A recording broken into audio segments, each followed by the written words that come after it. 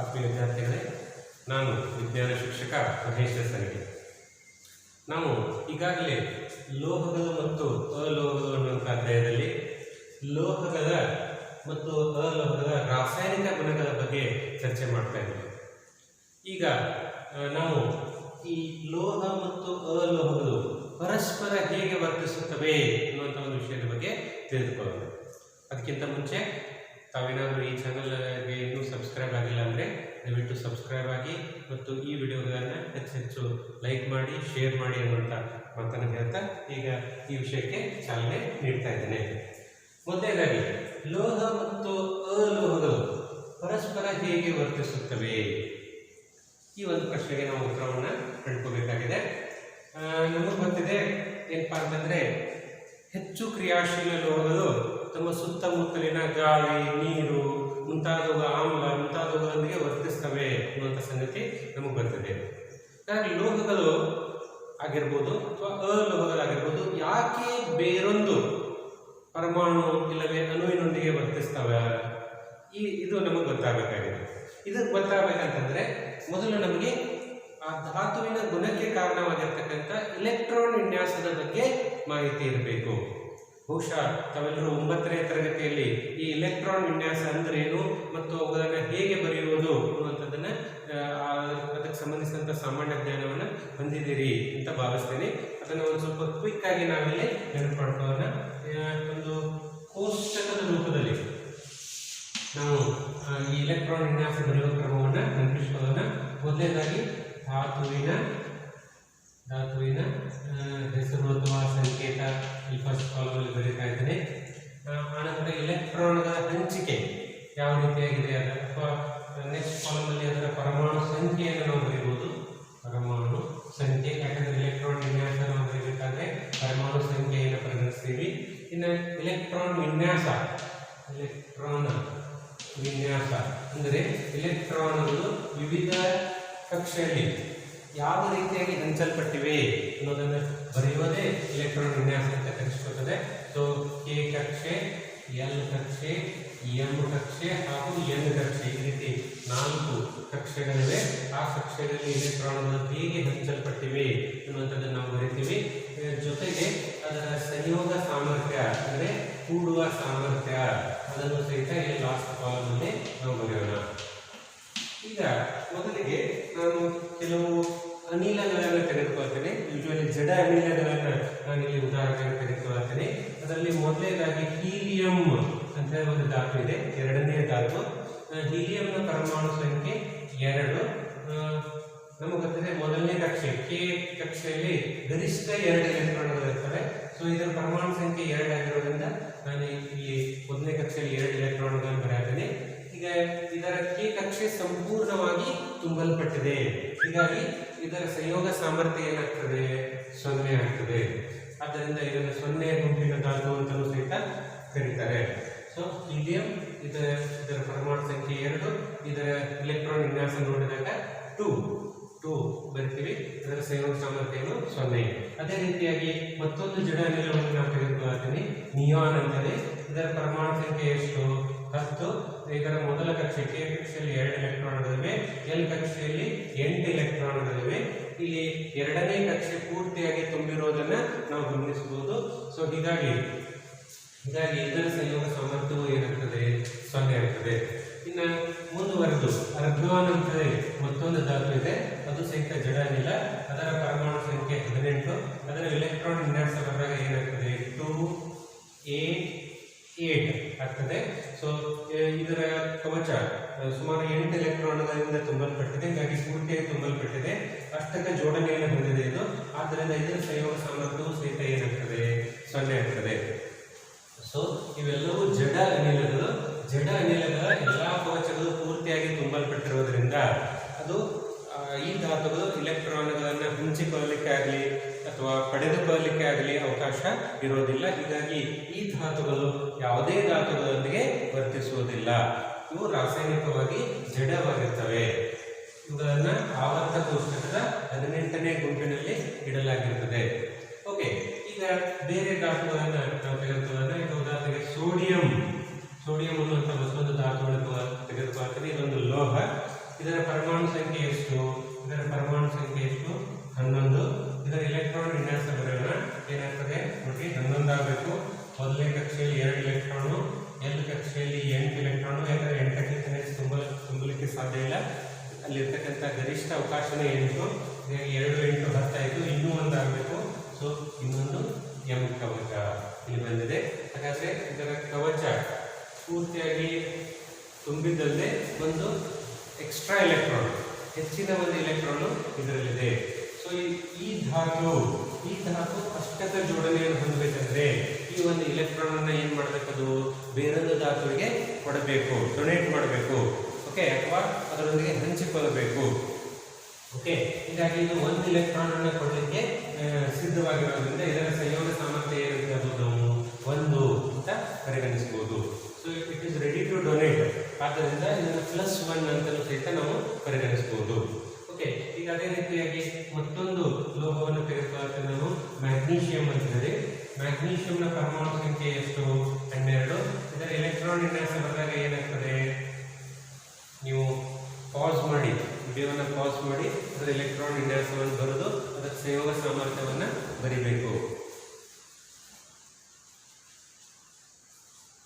Okay, ನೀವು pass ಮಾಡಿ ಈ ರೀತಿ ಮಾಡಿ ಅದರ ಎಲೆಕ್ಟ್ರಾನ್ ವಿನ್ಯಾಸ ಬರೆದಿದ್ದೀರಿ ಅಂತ ನಾನು ಬರ್ತೀನಿ. Let us check. 2 8 ಟೋಟಲ್ 10 ಆಯಿತು, 12 ಆಗಬೇಕಾಗಿತ್ತು. ಸೊ ಆದ್ದರಿಂದ 2 ಎಲೆಕ್ಟ್ರಾನ್ಗಳು. ಹೀಗಾಗಿ ಅದರ ಸಂಯೋಗ ಸಾಮರ್ಥ್ಯ ಏನಾಯಿತು? 2 ಆಯಿತು. ಓಕೆ, ಅದೇ ರೀತಿಯಾಗಿ ಈಗ ಅಲ್ಯೂಮಿನಿಯಂ, ಇದರ ಪರಮಾಣು ಸಂಖ್ಯೆ ಎಷ್ಟು? 13. ಯಾಕಂದರೆ ಇದರ ಅಗೇನ್ ನೀವು ವಿಡಿಯೋವನ್ನು ಪಾಸ್ ಮಾಡಿ ಇದರ ಎಲೆಕ್ಟ್ರಾನ್ ವಿನ್ಯಾಸ ಬರೆದು ಅದರ ಸಂಯೋಗ ಸಾಮರ್ಥ್ಯವನ್ನು ಬರೀಬೇಕು. ಓಕೆ,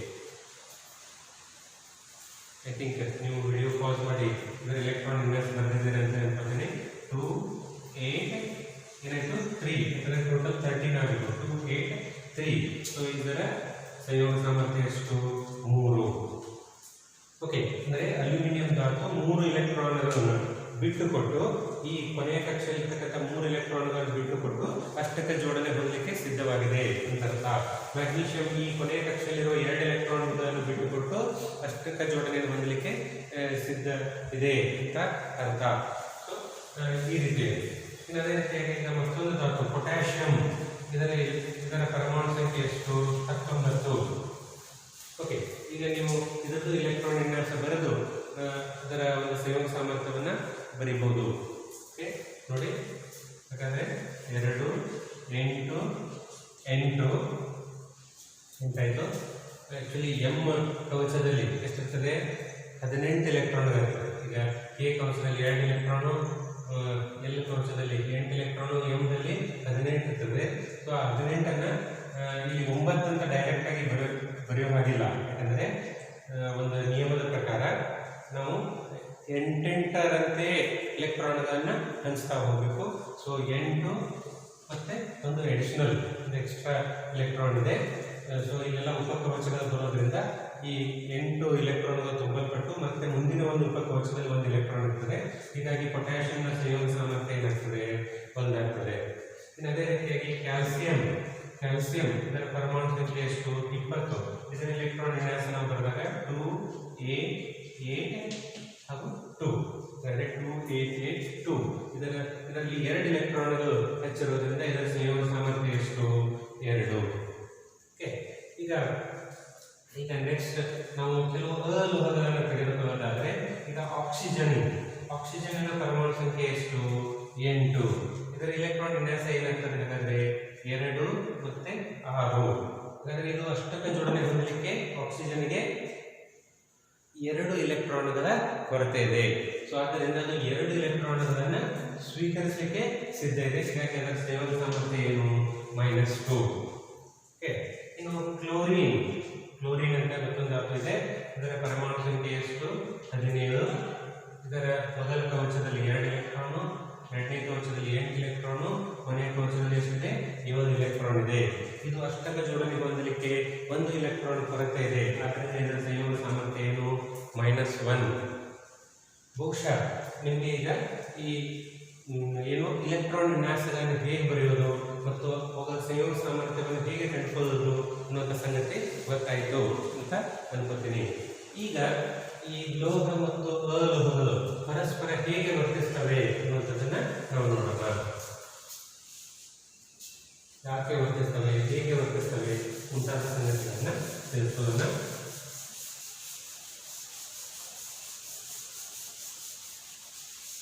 ಓಕೆ, ಹಾಗಾದ್ರೆ ಒಂದು ಲೋಹ ಯಾವುದು, ಎಕ್ಸಾಂಪಲ್ ಸೋಡಿಯಂ ನನ್ನ ಇಲ್ಲಿ ತೆಗೆದುಕೊಳ್ಳುತ್ತೇನೆ. ಸೋಡಿಯಂ ಅನ್ನುವಂಥ ಒಂದು ಲೋಹ, ಇದರ ಪರಮಾಣು ಸಂಖ್ಯೆ ಎಷ್ಟು, 11. ನಮಗೆ ಗೊತ್ತಿದೆ ಇದರ ಎಲೆಕ್ಟ್ರಾನ್ ವಿನ್ಯಾಸ ಏನು, 2A1. ಆಲ್ರೆಡಿ ಯಾವ ರೀತಿ ಎಲೆಕ್ಟ್ರಾನ್ ವಿನ್ಯಾಸ ಬರೀಬೇಕು ಅನ್ನೋದನ್ನು ತಿಳ್ಕೊಂಡಿದ್ದೀವಿ. ಹಾಗಾದರೆ ಸೋಡಿಯಂ ಇದರ ಪರಮಾಣು ಸಂಖ್ಯೆ 11, ಇದರ ಎಲೆಕ್ಟ್ರಾನ್ ವಿನ್ಯಾಸ ಏನು, 281. ಈಗ ಈ ಸೋಡಿಯಂ ಈ ತನ್ನ ಕೊನೆಯ ಕಕ್ಷೆಯಲ್ಲಿರ್ತಕ್ಕಂಥ ಒಂದು ಎಲೆಕ್ಟ್ರಾನ್ ಅನ್ನು ಬಿಟ್ಟುಕೊಟ್ಟು ಅಷ್ಟಕ ಜೋಡಣೆಯನ್ನ ಹೊಂದುತ್ತದೆ. ಸೊ ಇದು ಒಂದು ಎಲೆಕ್ಟ್ರಾನ್ ಗಳನ್ನ ಕಳೆದುಕೊಳ್ಳುತ್ತದೆ. ಸೊ ಸೋಡಿಯಂ ಒಂದು ಎಲೆಕ್ಟ್ರಾನ್ ಗಳನ್ನ ಕಳೆದುಕೊಂಡು ಏನಾಯ್ತದು, ಘನ ಆವೇಶವನ್ನ ಪಡೆದುಕೊಂಡಿತು. ಇಲ್ಲಿ ನೆನಪಿಟ್ಕೋಬೇಕು, ಯಾವಾಗ ಧಾತು ಎಲೆಕ್ಟ್ರಾನ್ಗಳನ್ನು ಬಿಟ್ಟು ಕೊಡುತ್ತದೆಯೋ ಆಗ ಅದು ಘನ ಆವೇಶವನ್ನ ಪಡೆದುಕೊಳ್ಳುತ್ತದೆ. ಸೊ ಘನ ಆವೇಶವನ್ನು ಪಡೆದುಕೊಂಡು Na+ ಆಯಿತು, ಒಂದು ಎಲೆಕ್ಟ್ರಾನ್ ಏನಾಯಿತು ಹೊರಗಡೆ ಬಂತು. ಓಕೆ, ಈಗ ಅದೇ ರೀತಿ ಕ್ಲೋರಿನಿನ ಒಂದು ಉದಾಹರಣೆಯನ್ನು ನಾವು ನೋಡೋಣ. ಕ್ಲೋರಿನ್ ಪರಮಾಣು ಸಂಖ್ಯೆ ಎಷ್ಟು, 17, ಎಲೆಕ್ಟ್ರಾನ್ ವಿನ್ಯಾಸ ಏನು, 287. ಓಕೆ, ಈಗ ಇದರ ಕೊನೆಯ ಕಕ್ಷೆಯಲ್ಲಿ 7 ಎಲೆಕ್ಟ್ರಾನ್ಗಳಿವೆ. ಇದು ಅಷ್ಟಕ ಜೋಡಣೆ ಹೊಂದಲಿಕ್ಕೆ ಒಂದು ಎಲೆಕ್ಟ್ರಾನಿನ ಅಗತ್ಯತೆ ಇದೆ. ಹಾಗಾದರೆ ಈ ಕ್ಲೋರಿನು ಏನು ಸೋಡಿಯಂ ಬಿಟ್ಟಂತಹ ಒಂದು ಎಲೆಕ್ಟ್ರಾನ್ ಅನ್ನ ಸ್ವೀಕರಿಸ್ತದೆ. ಸ್ವೀಕರಿಸಿ ಪಡೆದುಕೊಂಡು ಏನಾಗ್ತದೆ, Cl ಏನಾಗ್ತದೆ 288 ಅಷ್ಟಕ ವಿನ್ಯಾಸವನ್ನ ಪಡೆದುಕೊಂಡು ಋಣ ಅಯಾನ್ ಆಗಿ ಮಾರ್ಪಾಡಾಗ್ತದೆ. ಸೊ ಯಾವ ಒಂದು ಪರಮಾಣು ಎಲೆಕ್ಟ್ರಾನ್ ಅನ್ನು ಬಿಟ್ಟು ಕೊಡುತ್ತದೆಯೋ ಅದು ಧನ ಅಯಾನ್ ಆಗ್ತದೆ. ಅದೇ ರೀತಿ ಯಾವ ಒಂದು ಪರಮಾಣು ಎಲೆಕ್ಟ್ರಾನ್ ಅನ್ನು ಪಡೆದುಕೊಳ್ಳುತ್ತದೆಯೋ ಅದು ಋಣ ಅಯಾನು ಆಗಿ ಮಾರ್ಪಾಡಾಗ್ತದೆ. ಈಗ ಇಲ್ಲಿ ಏನಾಯ್ತು, ಸೋಡಿಯಂನ ಧನ ಅಯಾನು ರೂಪುಗೊಂಡಿತು. ಅದನ್ನು ಈ ರೀತಿ ಚುಕ್ಕಿ ಚಿತ್ರದ ರೂಪದಲ್ಲಿ ನಾವು ಬರೆಯೋಣ. ಇಲ್ಲಿ ನಾವು ಕಲಿತಾ ಇರ್ತಕ್ಕಂಥ ಕಾನ್ಸೆಪ್ಟ್ ಏನಂತಂದ್ರೆ ಸೋಡಿಯಂ ಕ್ಲೋರೈಡ್. ಸೋಡಿಯಂ ಕ್ಲೋರೈಡ್ನ ಅಣು ರೂಪುಗೊಳ್ಳುವುದರ ಚುಕ್ಕಿ ಚಿತ್ರ. ಚುಕ್ಕಿ ಚಿತ್ರ ಬಹಳ ಇಂಪಾರ್ಟೆಂಟ್. ಇದನ್ನ ಪರೀಕ್ಷೆಯಲ್ಲಿ ಇರುವಂತಹ ಸಾಧ್ಯತೆಗಳು ಹೆಚ್ಚಿರ್ತವೆ. ಸೋಡಿಯಂ ಕ್ಲೋರೈಡ್ ಅಣು ರೂಪುಗೊಳ್ಳುವುದರ ಚುಕ್ಕಿ ಚಿತ್ರ. ಮೊದಲು ಇವೆರಡು ಸಂಗತಿಗಳನ್ನು ಬರೀಬೇಕು. ಯಾವ ರೀತಿ ಸೋಡಿಯಂ ಅದರ ಪರಮಾಣು ಸಂಖ್ಯೆ ಎಷ್ಟು, ಅದರ ಎಲೆಕ್ಟ್ರಾನ್ ವಿನ್ಯಾಸ ಏನು, ಹೇಗೆ ಅದು ಒಂದು ಎಲೆಕ್ಟ್ರಾನ್ ಅನ್ನು ಕಳೆದುಕೊಂಡು ಧನ ಅಯಾನ್ ಆಯಿತು, ಇದನ್ನು ಬರೀಬೇಕು. ಅದೇ ರೀತಿ ಕ್ಲೋರಿನು ಅದರ ಪರಮಾಣು ಸಂಖ್ಯೆ ಎಷ್ಟು, ಅದರ ಎಲೆಕ್ಟ್ರಾನ್ ವಿನ್ಯಾಸ ಏನು, ಹೇಗೆ ಅದು ಒಂದು ಎಲೆಕ್ಟ್ರಾನ್ ಅನ್ನು ಪಡೆದುಕೊಂಡು ಋಣ ಅಯಾನು ಆಯಿತು ಅನ್ನೋದನ್ನ ಬರೀಬೇಕು. ಓಕೆ, ಈಗ ಸೋಡಿಯಂ ಒಂದು ಧನ ಅಯಾನ್ ಆಗಿದೆ. ಸೋಡಿಯಂ ಧನ ಅಯಾನ್ ಆಗಿದೆ. ಅದರ ಹತ್ತಿರ ಏನಿದೆ, ಒಂದು ಎಲೆಕ್ಟ್ರಾನ್ ಇದೆ. ಓಕೆ, ಸೋಡಿಯಂ ಒಂದು ಎಕ್ಸ್ಟ್ರಾ ಎಲೆಕ್ಟ್ರಾನ್ ಅನ್ನ ಹೊಂದಿದೆ. ಹಾಗೆ ಕ್ಲೋರಿನ್ ಇದರ ಹೊರ ಕವಚದಲ್ಲಿ ಎಷ್ಟು ಎಲೆಕ್ಟ್ರಾನ್ಗಳಿದ್ದು, 7 ಎಲೆಕ್ಟ್ರಾನ್ಗಳಿದ್ದು. ಹೀಗಾಗಿ ಅವನ್ನ ಈ ರೀತಿ ಕ್ರಾಸ್ ಸಿಂಬಲ್ ಯೂಸ್ ಮಾಡಿ ಚುಕ್ಕಿಗಳ ರೂಪದಲ್ಲಿ ನಾನು ತೋರಿಸ್ತಾ ಇದ್ದೇನೆ. ಸೊ 1, 2, 3, 4, 5, 6, 7. ಈಗ ಏನಾಗ್ತದೆ, ಸೋಡಿಯಂನ ಪರಮಾಣುವಿನಿಂದ ಒಂದು ಎಲೆಕ್ಟ್ರಾನ್ ಏನಾಗ್ತದೆ ಕ್ಲೋರಿನ್ಗೆ ವರ್ಗಾವಣೆ ಆಗ್ತದೆ. ಕ್ಲೋರಿನ್ಗೆ ವರ್ಗಾವಣೆಯಾಗಿ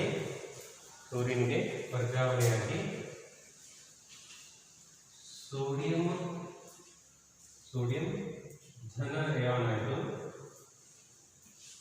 ಹಾಗೂ ಕ್ಲೋರಿನ್ ಆ ಎಲೆಕ್ಟ್ರಾನ್ ಅನ್ನು ಪಡೆದುಕೊಂಡು ಏನಾಯಿತು, ಆ ಎಲೆಕ್ಟ್ರಾನ್ ಅನ್ನು ಪಡೆದುಕೊಂಡು ಋಣ ಅಯಾನ್ ಆಯಿತು.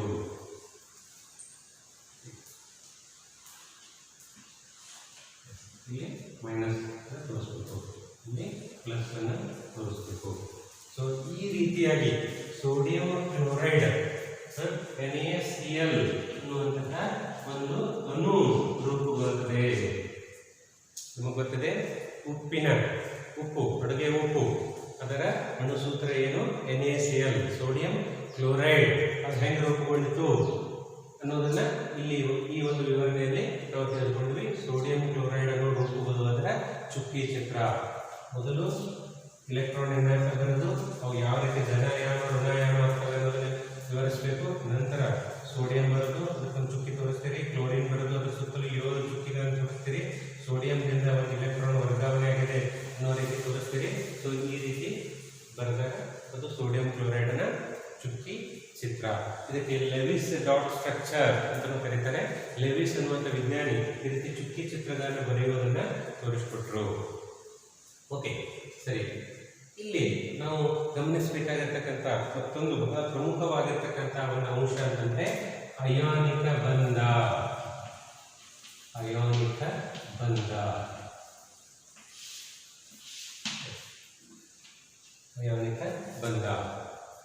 ಓಕೆ, ಅಯಾನಿಕ ಬಂಧ ಇಲ್ಲಿ ಲೋಹ ಮತ್ತು ಅಲೋಹಗಳು ಪರಸ್ಪರ ಹೇಗೆ ವರ್ತಿಸುತ್ತವೆ ಅಂತಂದ್ರೆ ಆ ಲೋಹ ಮತ್ತು ಅಲೋಹಗಳ ಮಧ್ಯೆ ಒಂದು ಬಂಧ ಉಂಟಾಗ್ತಾ ಇದೆ.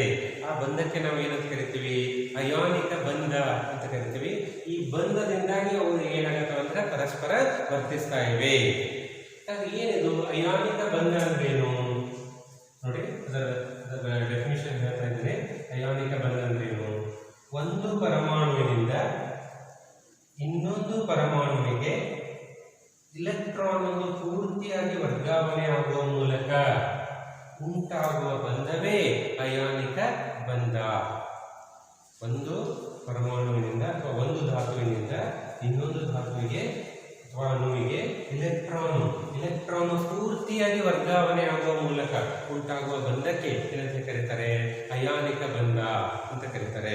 ಈ ವಿದ್ಯಮಾನ ಯಾಕೆ ಜರುಗುತ್ತದೆ? ಇದು ಒಂದು ಧಾತು, ಸಾಮಾನ್ಯವಾಗಿ ಲೋಹೀಯ ಧಾತುಗಳಲ್ಲಿ ಏನು ಅಷ್ಟಕ ಜೋಡಣೆಗಿಂತ ಹೆಚ್ಚು ಇಲೆಕ್ಟ್ರಾನ್ಗಳಿರ್ತವೆ. ಸೊ ಲೋಹೀಯ ಧಾತುಗಳು ಇಲೆಕ್ಟ್ರಾನ್ಗಳನ್ನು ಬಿಟ್ಟು ಕೊಡಲು ಸಿದ್ಧ ಇರ್ತವೆ. ಸೊ ಅವು ಇಲೆಕ್ಟ್ರಾನ್ಗಳನ್ನು ಬಿಟ್ಟು ಕೊಟ್ಟು ಧನಾಯಾನು ಅಂದರೆ ಕ್ಯಾಟಯಾನುಗಳಾಗಿ ಮಾರ್ಪಾಡಾಗ್ತವೆ. ಅದೇ ರೀತಿ ಏನು ಅಲೋಹಗಳು, ಅವುಗಳಲ್ಲಿ ಅಷ್ಟಕ ಜೋಡಣೆ ಹೊಂದಲು ಒಂದು ಅಥವಾ ಎರಡು ಒಂದಿಷ್ಟು ಇಲೆಕ್ಟ್ರಾನ್ಗಳ ಕೊರತೆ ಇರ್ತದೆ. ಸೊ ಅವು ಇಲೆಕ್ಟ್ರಾನ್ಗಳನ್ನು ಸ್ವೀಕರಿಸಲು ಸಿದ್ಧ ಇರ್ತವೆ. ಸೊ ಅವು ಇಲೆಕ್ಟ್ರಾನ್ಗಳನ್ನು ಸ್ವೀಕರಿಸಿ ಋಣಾಯಾನು ಅಂದರೆ ಯಾನಯಾನಗಳಾಗ್ತವೆ. ಹೀಗೆ ಧನಾಯಾನು ಅಂದರೆ ಕ್ಯಾಟಯಾನು ಮತ್ತು ಋಣಾಯಾನು ಅಂದರೆ ಯಾನಯಾನು ಇವುಗಳ ಮಧ್ಯೆ ಈ ಇಲೆಕ್ಟ್ರಾನ್ ವರ್ಗಾವಣೆ ಆಗುವುದರಿಂದ, ಒಂದು ಪರಮಾಣುವಿಂದ ಇನ್ನೊಂದು ಪರಮಾಣುವಿಗೆ ಇಲೆಕ್ಟ್ರಾನ್ ಪೂರ್ತಿಯಾಗಿ ವರ್ಗಾವಣೆ ಆಗುವುದರಿಂದಾಗಿ ಒಂದು ಏನು ಬಂಧ ಉಂಟಾಗ್ತದಲ್ಲ, ಆ ಬಂಧವೇ ಅಯಾನಿಕ ಬಂಧ. ಇದನ್ನ ಒಂದು ಕೋರಿಲೇಷನ್, ಒಂದು ಸಹ ಸಂಬಂಧ ಅಥವಾ ಒಂದು ಜನರಲ್ ಉದಾಹರಣೆ ಮೂಲಕನೂ ನಾವು ತಿಳಿದುಕೊಳ್ಬಹುದು. ಹೇಗೆ? ಈಗ ಒಂದು ವರ್ಗ ಕೋಣೆಯಲ್ಲಿ ಇಬ್ಬರು ವಿದ್ಯಾರ್ಥಿಗಳಿದ್ದಾರೆ ಅಂತ ಕಲ್ಪನೆ ಮಾಡ್ಕೊಳ್ಳೋಣ. ಒಂದು ವರ್ಗ ಕೋಣೆಯಲ್ಲಿ ಇಬ್ಬರು ವಿದ್ಯಾರ್ಥಿಗಳಿದ್ದಾರೆ. ಆಗ ತಾನೇ ಆ ಶೈಕ್ಷಣಿಕ ವರ್ಷ ಆರಂಭ ಆಗಿದೆ. ಅವರು ಬೇರೆ ಬೇರೆ ಸ್ಕೂಲಿಂದ ಬಂದಿದ್ದಾರೆ. ಒಬ್ಬರಿಗೊಬ್ಬರು ಪರಿಚಯ ಇಲ್ಲ. ಓಕೆ, ಈಗ ಏನಾಗ್ತಾ ಇದೆ? ಈ ಒಬ್ಬ ವಿದ್ಯಾರ್ಥಿ ಹತ್ತಿರ 2 ಪೆನ್ನುಗಳಿವೆ. ಈ ವಿದ್ಯಾರ್ಥಿ ಹತ್ತಿರ ಏನಾಗಿದೆ? 2 ಪೆನ್ನುಗಳಿವೆ. ಈ ವಿದ್ಯಾರ್ಥಿ ಪರಿಚಯ ಇಲ್ಲ. ಓಕೆ, ಆತ ಯಾವುದೇ ಪೆನ್ನುಗಳನ್ನು ತಂದಿಲ್ಲ. ಓಕೆ, ಹಾಗಾದ್ರೆ ಏನಾಗಿದೆ? ಇಬ್ಬರು ಒಂದೇ ಡೆಸ್ಕಲ್ಲಿ ಕೂತಿದ್ದಾರೆ, ಬಟ್ ಒಬ್ಬರಿಗೊಬ್ಬರಿಗೆ ಪರಿಚಯ ಇಲ್ಲ.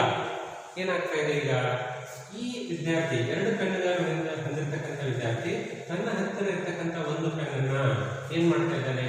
ಒಂದು ಪೆನ್ನನ್ನ ಇನ್ನೊಬ್ಬ ವಿದ್ಯಾರ್ಥಿಗೆ ಕೊಡ್ತಾ ಇದ್ದಾನೆ. ಯಾಕೆ? ಅವನ ಹತ್ರ ಒಂದು ಪೆನ್ನು ಎಕ್ಸ್ಟ್ರಾ ಇದೆ. ಅವನ ಹತ್ರ ಅದನ್ನ ಏನ್ ಮಾಡ್ತಾ ಇದ್ದಾನೆ? ಅವನು ಕೊಡ್ತಾ ಇದ್ದಾನೆ. ತನ್ನ ಹತ್ರ ಹೆಚ್ಚಿಗೆ ಇರ್ತಕ್ಕಂಥ ಒಂದು ಪೆನ್ನನ್ನ ಇನ್ನೊಬ್ಬ ವಿದ್ಯಾರ್ಥಿಗೆ ಕೊಡ್ತಾ ಇದ್ದಾನೆ. ಹೀಗೆ ಕೊಟ್ಟಂತ ಸಂದರ್ಭದಲ್ಲಿ ಅವರ ಮಧ್ಯೆ ಒಂದು ಬಾಂಧವ್ಯ ರೂಪುಗೊಳ್ಳುತ್ತದೆ, ಫ್ರೆಂಡ್ಶಿಪ್ ಆಗ್ತದೆ. ಸೊ ಹೀಗೆ ನಾವು ಒಬ್ಬರು ಇದ್ದವರು ಇನ್ನೊಬ್ಬರಿಗೆ ಸಹಾಯ ಮಾಡೋದ್ರಿಂದ ಯಾವ ರೀತಿ ಫ್ರೆಂಡ್ಶಿಪ್ ಆಗ್ತದಲ್ಲ, ಆ ರೀತಿ ಅವರ ಮಧ್ಯೆ ಫ್ರೆಂಡ್ಶಿಪ್ ಆಗ್ತದೆ, ಒಂದು ಬಂಧ ರೂಪುಗೊಳ್ಳುತ್ತದೆ. ಸೊ ಆ ದಿನದಿಂದ ಅವರು ಸ್ನೇಹಿತರಾಗಿ ಅವರು ತಮ್ಮ ಮುಂದಿನ ಜೀವನವನ್ನು ಆರಂಭಿಸ್ತಾರೆ. ಹಾಗೆಯೇ ಇಲ್ಲೂ ರಸಾಯನಶಾಸ್ತ್ರದಲ್ಲಿ ಹೆಚ್ಚು ಇಲೆಕ್ಟ್ರಾನ್, ಅಷ್ಟಕ ಜೋಡಣೆಗಿಂತ ಹೆಚ್ಚು ಇಲೆಕ್ಟ್ರಾನ್ಗಳನ್ನು ಹೊಂದಿರತಕ್ಕಂಥ ಧಾತುಗಳು ಕಡಿಮೆ ಇಲೆಕ್ಟ್ರಾನ್ಗಳನ್ನು ಹೊಂದಿರತಕ್ಕಂಥ ಧಾತುಗಳಿಗೆ ಏನ್ ಮಾಡ್ತವೆ? ಇಲೆಕ್ಟ್ರಾನ್ಗಳನ್ನು ವರ್ಗಾಯಿಸ್ತವೆ. ಹೀಗೆ ವರ್ಗಾಯಿಸುವ ಮೂಲಕ ಅವುಗಳ ಮಧ್ಯೆ ಬಂಧ ಉಂಟಾಗ್ತದೆ. ಆ ಬಂಧವೇ ಅಯಾನಿಕ ಬಂಧ. ಇನ್ನೂ ಒಂದು ವಿಧದ ಬಂಧ ಇದೆ, ಏನಂತಂದ್ರೆ ಪರಸ್ಪರ ಹಂಚಿಕೆಯಿಂದ ಉಂಟಾಗುವಂತಹ ಒಂದು ಬಂಧ. ಅದಕ್ಕೆ ಸಹವೆಲೆನ್ಸಿಯ ಬಂಧ, ಕೋವಲೆಂಟ್ ಬಾಂಡ್ ಅಂತ ಕರೀತಾರೆ. ಸರಿ, ಆ ಒಂದು ಸಹವೆಲೆನ್ಸಿಯ ಬಂಧ, ಪರಸ್ಪರ ಹಂಚಿಕೆಯಿಂದ ಉಂಟಾಗುವಂತಹ ಬಂಧದ ಬಗ್ಗೆ ನಾವು ಕಾರ್ಬನ್ ಮತ್ತು ಅದರ ಸಂಯುಕ್ತಗಳು ಅನ್ನುವಂಥ ಅಧ್ಯಾಯದಲ್ಲಿ ಡೀಟೇಲ್ ಆಗಿ ಅಧ್ಯಯನ ಮಾಡೋಣ. ಈಗ ಸದ್ಯ ನಾವು ಅಯಾನಿಕ ಬಂಧ ಹೇಗೆ ರೂಪುಗೊಳ್ಳುತ್ತದೆ ಅನ್ನುವಂಥದ್ರ ಬಗ್ಗೆ ತಿಳ್ಕೊಳ್ತಾ ಇದ್ದೀವಿ. ಅದರಲ್ಲಿ ಬಹಳ ಮುಖ್ಯವಾಗಿ ಈ ಸೋಡಿಯಂ ಕ್ಲೋರೈಡ್ ಅನ್ನು ರೂಪುಗೊಳ್ಳುವಂಥದ್ದು, ಅದರ ಚುಕ್ಕಿ ಚಿತ್ರ, ಈ ಸಂಗತಿ ಒಟ್ಟಾರೆಯಾಗಿ ಬಹಳ ಮುಖ್ಯವಾಗಿರ್ತಕ್ಕಂಥದ್ದು. ಓಕೆ, ಈಗ ಇನ್ನೊಂದು ಉದಾಹರಣೆ ಮೂಲಕ ಈ ಅಯಾನಿಕ ಬಂಧ ಯಾವ ರೀತಿಯಾಗಿ ರೂಪುಗೊಳ್ಳುತ್ತದೆ ಅನ್ನುವಂಥದ್ದನ್ನ ನಾವು ತಿಳ್ಕೊಳ್ಳೋಣ. ಸೊ ಈಗ ಒಂದು ಉದಾಹರಣೆ ಯಾವುದಂತಂದ್ರೆ ಮ್ಯಾಗ್ನೀಷಿಯಂ ಕ್ಲೋರೈಡ್ ಅನ್ನು ರೂಪುಗೊಳ್ಳುವುದರ ಚುಕ್ಕಿ ಚಿತ್ರ. ಮ್ಯಾಗ್ನೀಷಿಯಂ ಕ್ಲೋರೈಡ್ ಅನ್ನು ರೂಪುಗೊಳ್ಳುವುದರ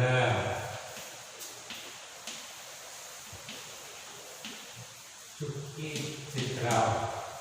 ಎಸ್, ನಮಗೆ ಗೊತ್ತಿದೆ ಮ್ಯಾಗ್ನೀಷಿಯಂ ಕ್ಲೋರೈಡ್ MgCl2 ಅದು ಯಾವ ರೀತಿಯಾಗಿ ರೂಪುಗೊಳ್ಳುತ್ತದೆ ಅನ್ನೋದನ್ನು ನಾವು ಇಲ್ಲಿ ನೋಡೋಣ.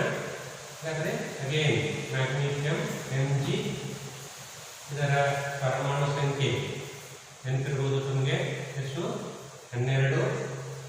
ಎಲೆಕ್ಟ್ರಾನ್ ವಿನ್ಯಾಸ ಏನಾಗ್ತದೆ ನೋಡಿ, 2a2. ಸರಿ, ಮ್ಯಾಗ್ನೀಷಿಯಂ ಇದರ ಪರಮಾಣು ಸಂಖ್ಯೆ 12, ಎಲೆಕ್ಟ್ರಾನ್ ವಿನ್ಯಾಸ ಏನು? 2a2. ಈಗ ಈ ಮ್ಯಾಗ್ನೀಷಿಯಂ ಅಷ್ಟಕ ಜೋಡಣೆಯನ್ನು ಹೊಂದಲಿಕ್ಕೆ ಎಷ್ಟು ಎಲೆಕ್ಟ್ರಾನ್ಗಳು ಹೆಚ್ಚಿಗೆ ಇದಾವ? ಎಷ್ಟು? 2 ಎಲೆಕ್ಟ್ರಾನ್ಗಳು ಹೆಚ್ಚಿಗೆ ಇವೆ. ಹಾಗಾದ್ರೆ ಈ 2 ಎಲೆಕ್ಟ್ರಾನ್ಗಳನ್ನು ಬಿಟ್ಟು ಕೊಟ್ಟು ಏನಾಗ್ತದೆ? Mg2+ ಅಂದ್ರೆ 2 ಎಲೆಕ್ಟ್ರಾನ್ಗಳನ್ನು ಬಿಟ್ಟುಕೊಟ್ಟಿದೆ, ಅದರಿಂದ Mg2+ ಆಗಿ ಮ್ಯಾಗ್ನೀಷಿಯಂನ ಧನ ಅಯಾನ್ ಆಗಿ ರೂಪುಗೊಳ್ಳುತ್ತದೆ. ನೋಡಿ, Mg ಏನಾಯ್ತು? 2a2 ಇತ್ತು, ಈಗ ಏನಾಯ್ತು? 2a8 ಆಯಿತು. 2 ಎಲೆಕ್ಟ್ರಾನ್ಗಳನ್ನು ಬಿಟ್ಟುಕೊಟ್ಟು, ಹೀಗಾಗಿ 2++ ಏನು ಆ 2 ಎಲೆಕ್ಟ್ರಾನ್ಗಳು ಈ ರೀತಿಯಾಗಿ ತೋರಿಸೋಣ. ಓಕೆ, ಇನ್ನು ಅದೇ ರೀತಿಯಾಗಿ ಕ್ಲೋರಿನ್ MgCl2 ಕ್ಲೋರಿನ್ ಪರಮಾಣು ಸಂಖ್ಯೆ ಎಂತಿದೆ? ಎಷ್ಟು? ಇವಾಗ ಕಡೆ ಎಷ್ಟು? 17. ಹಾಗಾದ್ರೆ ಇದರ ಎಲೆಕ್ಟ್ರಾನ್ ವಿನ್ಯಾಸ ಬರೀಬಹುದಾ? ಓಕೆ, ಹೇಳಿ 2a7. ಓಕೆ, ನೋಡಿದೆ ಕ್ಲೋರಿನ್ ಇದರ ಎಲೆಕ್ಟ್ರಾನ್ ವಿನ್ಯಾಸ ಏನು? 287. ಈ ಕ್ಲೋರಿನ್ಗೆ ಏನಾಗಿದೆ? 1 ಎಲೆಕ್ಟ್ರಾನಿನ ಅವಶ್ಯಕತೆ ಇದೆ. ಹೀಗಾಗಿ ಈ ಮ್ಯಾಗ್ನೀಷಿಯಂನಲ್ಲಿ 2 ಎಕ್ಸ್ಟ್ರಾ ಎಲೆಕ್ಟ್ರಾನ್ಗಳಿವೆ, ಅದರಲ್ಲಿ 1 ಎಲೆಕ್ಟ್ರಾನ್ ಅನ್ನು ಏನು ಮಾಡ್ತದೆ? ತೆಗೆದುಕೊಳ್ಳುತ್ತದೆ. So it receives 1 electron. So ಆಗ ಏನಾಯಿತು? ಕ್ಲೋರಿನ್ ಏನಾಯಿತು? 2a8 ಆಯಿತು. ಸೊ ಮತ್ತೆ ಇದು ಋಣ ಅಯಾನ್ ಆಗಿ ಮಾರ್ಪಾಡಾಯಿತು. ಸರಿ, ಇಲ್ಲಿ ಇನ್ನೂ 1 ಎಲೆಕ್ಟ್ರಾನ್ ಇದೆ. 1 ಎಲೆಕ್ಟ್ರಾನ್ ಈ ಕ್ಲೋರಿನ್ ಕೊಡ್ತು, ಹಾಗಾಗಿ ಇನ್ನೂ 1 ಎಲೆಕ್ಟ್ರಾನ್ ಇದೆ ಅಲ್ಲ, ಅದೇನಾಗ್ತದೆ? ಹಾಗೆ ಇಲ್ಲಿ 1 ಕ್ಲೋರಿನ್ ಬದಲಾಗಿ 2 ಕ್ಲೋರಿನ್ಗಳಿದ್ದು 2 ಕ್ಲೋರಿನ್. ಸೊ ಅವು ಏನು ಮಾಡ್ತಾ ಇವೆ? 2 ಎಲೆಕ್ಟ್ರಾನ್ಗಳನ್ನು ತೆಗೆದುಕೊಳ್ತಾ ಇವೆ. So now it is becoming into Cl-2. ಸರಿ, Cl- ಬಟ್ 2 ಕ್ಲೋರಿನ್ಗಳಿವೆ. ಸರಿ, ಈಗ ನಾವು ಏನು ಮಾಡೋಣ? ಮ್ಯಾಗ್ನೀಷಿಯಂ ಕ್ಲೋರೈಡ್ ರೂಪುಗೊಳ್ಳುವುದರ ಚುಕ್ಕಿ ಚಿತ್ರವನ್ನು ಬರೆಯೋಣ. ಮ್ಯಾಗ್ನೀಷಿಯಂ ಕ್ಲೋರೈಡ್ ರೂಪುಗೊಳ್ಳುವುದರ ಚುಕ್ಕಿ ಚಿತ್ರ. ಇಲ್ಲಿ ನಾನು ಬರೀತಾ ಇದ್ದೇನೆ Mg, ಇದರಲ್ಲಿ 2 ಎಕ್ಸ್ಟ್ರಾ ಎಲೆಕ್ಟ್ರಾನ್ಗಳಿವೆ, ಅದರಿಂದ ಈ ರೀತಿ ಬರೆದೆ, ಪ್ಲಸ್ ಕ್ಲೋರಿನ್ ಇದರ ಇಲ್ಲಿ 2 ಕ್ಲೋರಿನ್ ಅನ್ನು ತೆಗೆದುಕೊಳ್ಳೋಣ. 2 ಕ್ಲೋರಿನ್ ತೆಗೆದುಕೊಳ್ಳೋಣ. ಇಲ್ಲೊಂದು ಕ್ಲೋರಿನ್ ಇದೆ, ಹಾಗೂ ಇಲ್ಲಿ ಒಂದು ಕ್ಲೋರಿನ್ ಇದೆ.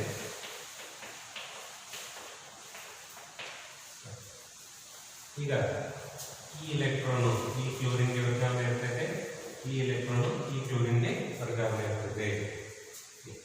What happens? ಅಂದರೆ Mg ಆ ಎರಡು ಎಲೆಕ್ಟ್ರಾನ್ಗಳನ್ನು ಬಿಟ್ಟುಕೊಟ್ಟು ಏನಾಯಿತು, Mg2+ ಆಯಿತು. ಇನ್ನು Mg2+ ಆಯಿತು.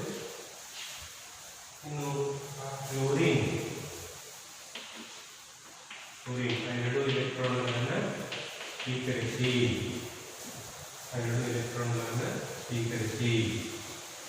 ಏನಾಯಿತು, Cl2 ಮೈನಸ್ ಆಯಿತು. 2. Here we are writing 2. So ultimately it is becoming MgCl2. This is how the magnesium chloride molecule forms. Magnesium chloride ರೂಪುಗೊಳ್ಳುವುದರ ಈ ಚಿತ್ರ. ಓಕೆ, ಇಲ್ಲಿ ಅಯಾನಿಕ ಬಂಧ ಡೆಫಿನಿಷನ್ ನಮಗೆ ಗೊತ್ತಾಗಿದೆ. ಒಂದು ಪರಮಾಣುವಿನಿಂದ ಇನ್ನೊಂದು ಪರಮಾಣುವಿಗೆ ಎಲೆಕ್ಟ್ರಾನ್ಗಳು ಪೂರ್ತಿಯಾಗಿ ವರ್ಗಾವಣೆ ಆಗುವ ಮೂಲಕ ಉಂಟಾಗುವ ಬಂಧವೇ ಅಯಾನಿಕ ಬಂಧ. ಈಗ ಮುಂದುವರೆದು ನೆಕ್ಸ್ಟ್ ವಿಡಿಯೋದಲ್ಲಿ ನಾವು ಈ ಅಯಾನಿಕ ಬಂಧದ ಸಂಯುಕ್ತಗಳಿಗೆ ಉದಾಹರಣೆಗಳು ಹಾಗೂ ಈ ಅಯಾನಿಕ ಬಂಧದ ಸಂಯುಕ್ತಗಳ ಭೌತ ಗುಣಗಳು ಏನು ಅನ್ನುವಂಥದ್ದನ್ನು ನಾವು ಮುಂದಿನ ಒಂದು ವಿಡಿಯೋದಲ್ಲಿ ನೋಡೋಣ. ಬಹುಶಃ ಈ ವಿಡಿಯೋ ತಮಗೆ ಇಷ್ಟ ಆಗಿದೆ ಅಂತ ಅನ್ಕೋತೇನೆ. ಇದು ಇಷ್ಟ ಆಗಿದ್ದಲ್ಲಿ ಇದನ್ನು ಲೈಕ್ ಮಾಡಿ, ಇದಕ್ಕೆ ಕಮೆಂಟ್ ಮಾಡಿ, ಜೊತೆಗೆ ಏನಾದರೂ ಸಂದೇಹಗಳಿದ್ದರೆ ಕಮೆಂಟ್ ಮಾಡಿ, ಜೊತೆಗೆ ಈ ವಿಡಿಯೋನ ಶೇರ್ ಮಾಡಿ ಹಾಗೂ ಈ ಚಾನಲ್ಗೆ ಸಬ್ಸ್ಕ್ರೈಬ್ ಆಗಿ ಅಂತ ಹೇಳ್ತಾ ಈ ವಿಡಿಯೋನ ಮುಗಿಸ್ತಾ ಇದ್ದೇನೆ. ಧನ್ಯವಾದ.